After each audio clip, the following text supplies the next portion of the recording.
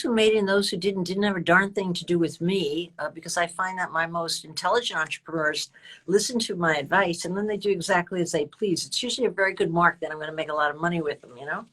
But when the pandemic hit, that was back in March, early March, it was like, oh no, I've been here before, different things to get through, but I've been through a lot.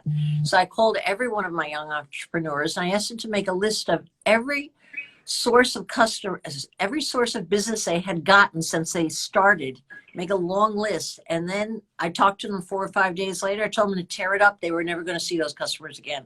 Things are changing. And what were they going to do to replace those people? How were they going to reach people differently? How were they going to drag in business? What were they going to do differently? What service could they? I got them so scared. And you want to know something? About a third of my entrepreneurs built their businesses and got stronger than ever because of the intelligence of the leader of that shop. And 2/3 of my businesses decided to wait it out. And let me tell you, most of those guys are still not in business. They might be technically in business, but they're not in business. They lost all of their customers. They couldn't revamp. They couldn't pivot, which is the modern word. But the great entrepreneurs started to reinvent their business almost on day one right there because they were scared to death, which is a good way to work from, good place to work from.